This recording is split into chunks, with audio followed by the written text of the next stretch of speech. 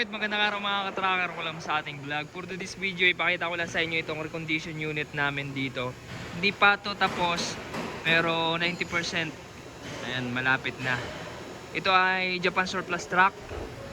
May plaka nakarehistro. Isuzu Elf NKR Cargo Drop Side 6-wheeler 4x2 fully repaint.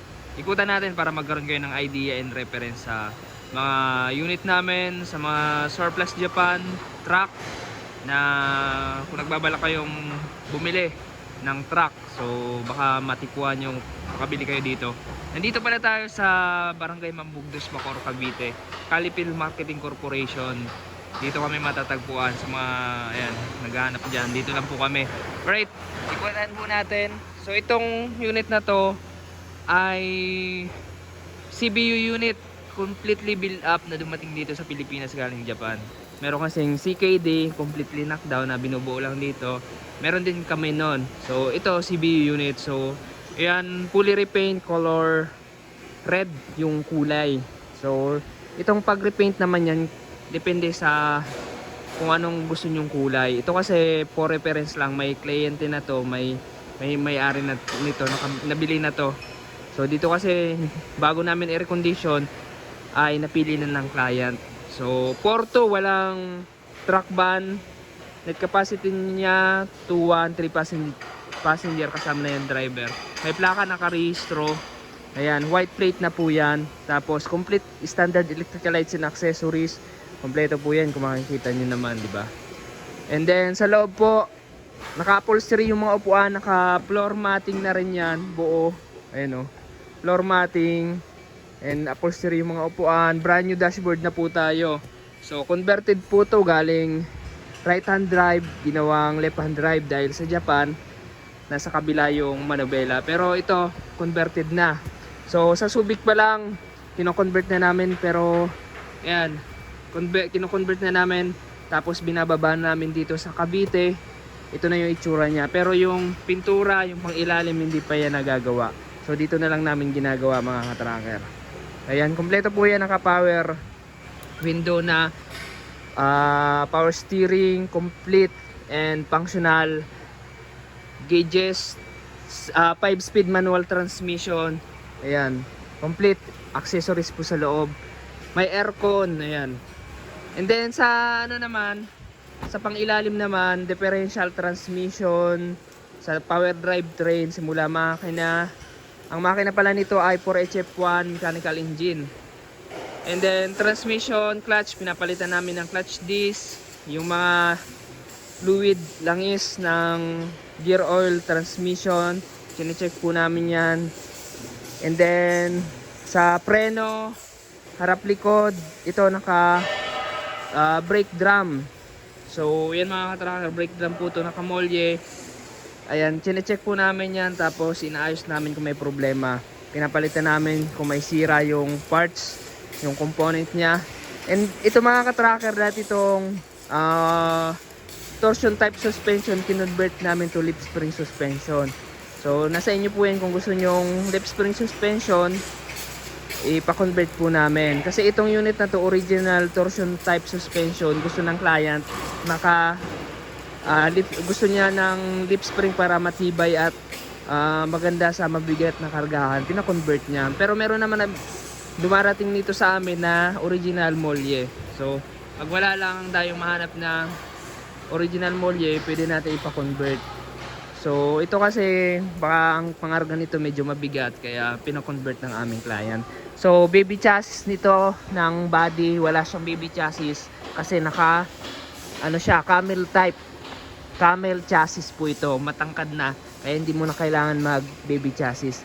Kailangan lang ng baby chassis kapag yung mga naka straight chassis, kasi mababa yun.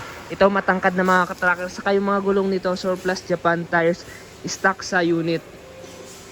Silipin po natin, ayan, Bridgestone 7.0 R16 po yung rim. At ito po ay lock type rim, may interior. 5 stud. Tapos meron din itong 4-wheeler. Ito kasi naka 6-wheeler. Ang body niya drop side, original mounted. Tapos 10 feet lang ang haba. Ayan. Naka steel flooring na rin. Tapos yung loob ng sidings ay naka GI na, hindi na kahoy. Tapos yung backboard, ayan. Ito yung pagkagawa ng aming backboard. So mga ka-tracker, kompleto na po yan. Complete standard lights and accessories. Naka-import type clearance light. Brand new battery na po yan. Tapos wala pa yung ating spare tire. Meron pa siyang spare tire. Sa gulong, pwede nyong papalitan ng brand new. Mag-adds on na lang tayo. Sa molye, dagdag molye. Kung gusto nyo padagdagan, pwede po yan dito sa amin. Ito, kulang pa ng pintura. May mga i-retouch pa kami. Toolbox, nandyan na yan. Tapos, yan. Sa karaniwan, walang mga grill yung yung taillight. Walang mga guard, kaya ginagawan po namin yan. Ayan. Tapos ayan, stepboard, ilalagyan namin ng stepboard. And then chassis naman ito sariwa. Kayo po ang mamimili ng unit. So tingnan nyo dito kung maayos yung unit sa kanyo kunin. Sa makina naman 2 months warranty po kami. Na-change oil, na-tune up po yan. So may mga kulang pang accessories. Tapos fuel system, chine-check po namin yung linya simula fuel tank papunta po ng injector. Tinitingnan po namin kung maayos, malinis yung mga filters po niyan. Talagang tinitingnan po namin. Ayan, may radio po yan kompleto. So mga tracker, ang ganitong unit ay nagre-range na to ng 800 to 980 ganitong unit mga tracker. So ayan, merong pwedeng bumaba, pwedeng tumaas, depende sa unit. Makakabili kayo nito 720 to pataas. Ayan, ganun yung mga presyo. Ito kasi hindi ko mabigay sa inyo yung actual presyo nito kasi for privacy ng ating kliyente. For sample unit lang kasi mga tracker. So yun, kung nagustuhan nyo itong video na to, paki-like, share at mag-subscribe na. Paki-follow rin ng ating FB page. Ayan, maraming salamat sa mode of payment, cash and financing. Pag cash, down lang kayo ng 20% para masimulan yung unit. And then kapag upon releasing, pwede nyo nang bayaran. Tapos yung proseso ng papeles, kayo po yung first owner sa unit na ito na mailalagay po sa ating ORCR. Yun. And then mga ka-tracker, pag financing, meron kaming accredited financing company na pwede nyo pag-applyan. Ayan, dito na kayo mag-submit ng application form sa requirements. Need lang ng 2 valid ID, DTI, business permit, tapos 3 months latest bank statement. Ayan. So pag na-approve, pwede na kayo makakuha dito. Maraming salamat. God bless. Bye-bye.